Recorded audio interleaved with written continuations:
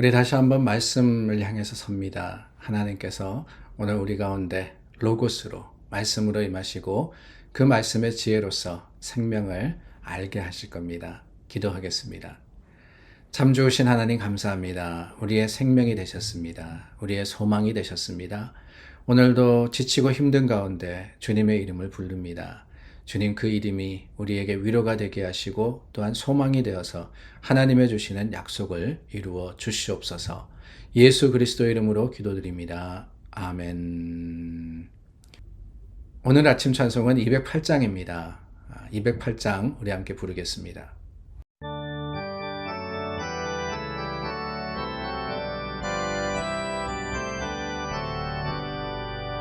내 주의 나라와 주 계신 성전과 피 흘려 사신 교회를 늘 사랑합니다.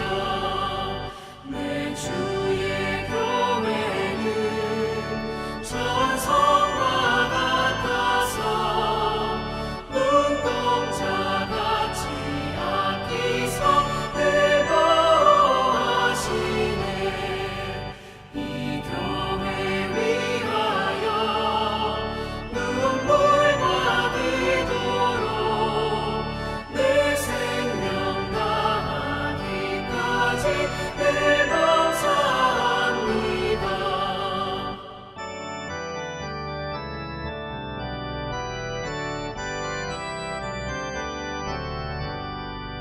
성도의 교제와 교회의 위로와 구주와 맺은 언약을 늘 기뻐합니다. 하늘의 영광과 베푸신 은혜가 진리와 함께 영원히 시온에 넘치네. 아멘.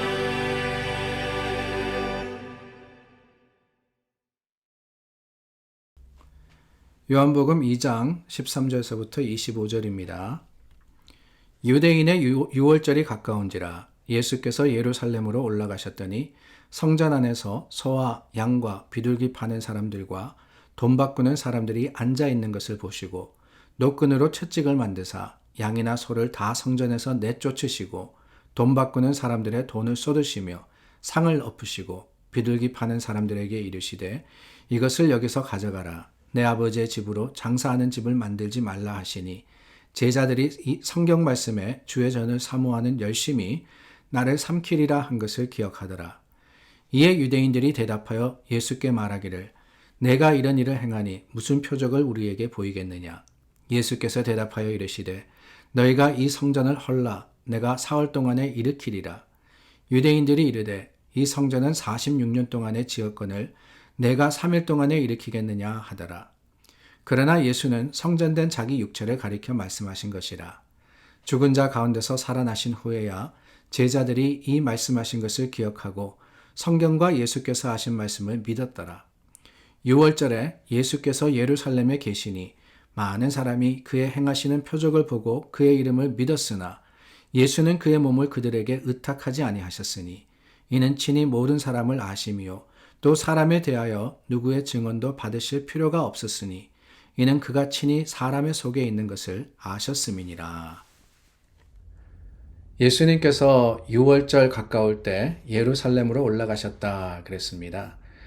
예루살렘으로 가신 적이 몇 번이 계셨습니다. 특별히 6월절 즈음에 예수님께서 예루살렘에서 공생애를 보내셨는데 사실 저희가 그런 말씀을 나누었죠. 마태, 마가, 누가복음은 공간복음이고 요한복음은 사복음서에 들어가지만 조금 다르다라고 말씀을 드렸는데 요한복음에 나오는 6월절이 가깝다라는 이 말씀이 참 중요한 이유가 하나가 있습니다. 그것은 다름이 아니라 공간복음에 보면은요, 예수님께서 6월절에 성전을 찾은 기록이 한 번밖에 나오지 않아요. 6월절이라는 절기가 1년에 한 번이 있는데 공간복음은 딱 한 번 기록을 하고 있습니다. 근데 요한복음을 보면은요, 2장과 6장과 11장 세 번에 걸쳐 가지고 예수님께서 유월절을 지키셨다라는 기록이 있거든요. 왜 중요하냐?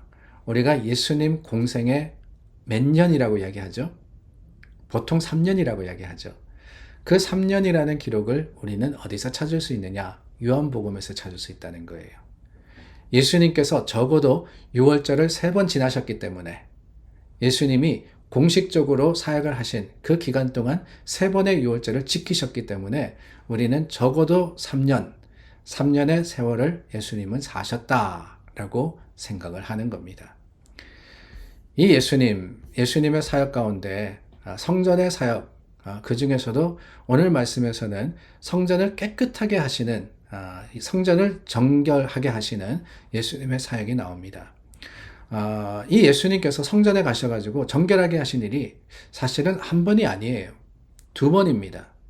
언제냐? 오늘 요한이 기록하고 있는 그 첫 번째는 예수님의 공생의 시작 즈음입니다.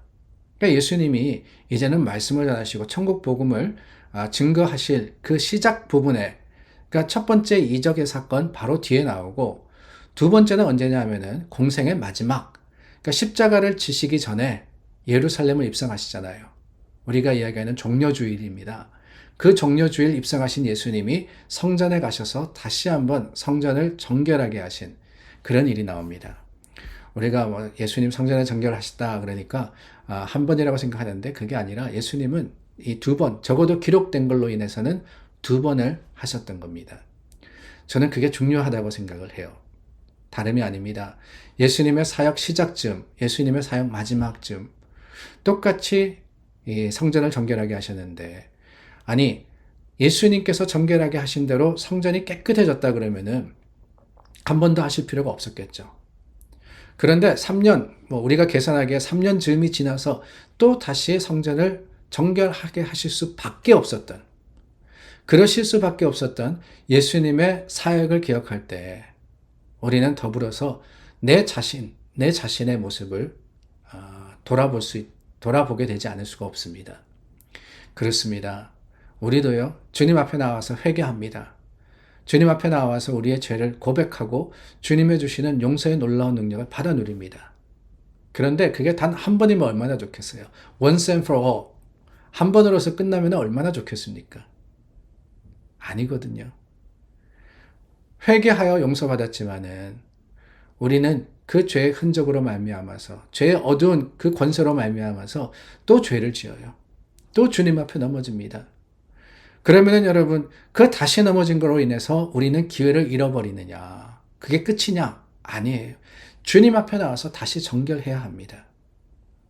한 번 되었다고 끝이 아니라, 한 번 되었다고 우리가 참 태무심할 게 아니라, 항상 우리는 주님 앞에서 우리의 마음과 삶이 정결한지를 살펴봐야 되는 거예요. 주님을 모셔드림으로써 우리 마음속에 있는 모든 찌꺼기들, 더러운 것들, 추한 것들, 내 욕심과 생각들을 내려놓을 수 있는 힘을 얻어야 되며, 주님께서 내 안에 계실 때 성전에 들어오시는 것처럼 마치 내 안에 있는 이 모든 것들을 정화시키실 때 우리는 다시 한번 하나님을 바로 부를 수 있고 하나님께 바로 나갈 수 있는 힘을 얻는 겁니다. 그렇습니다. 하나님은요, 예수님을 이 땅에 보내심으로써 우리의 죄를 용서하셨습니다. 그 죄 용서받은 우리는 이제는 새 성전이 되신 예수님과 같이 주님 안에서 거룩하고 주님 안에서 참 하나님의 주신 뜻을 따라서 온전할 수 있는 믿음의 능력을 의지해야 하는 겁니다.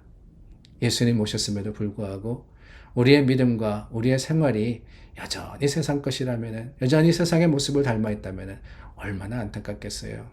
얼마나 주님께서 보시기에 안타까우시겠습니까? 저와 여러분들은 그런 사람들 아닙니다. 하나님께서 이미 이루셨습니다. 예수님께서 십자가에 죽으시면서 마지막으로 뭐라 그러셨습니까? 다 이루었다라고 하셨거든요. 다 이루었다. 그 이루어주신 하나님의 은혜를 쫓아서 오늘 우리 다시 한번 정결한 마음으로 주님께 나아가는 믿음의 소망 가진 자들이 될 수 있기를 예수님의 이름으로 축원합니다. 기도하겠습니다.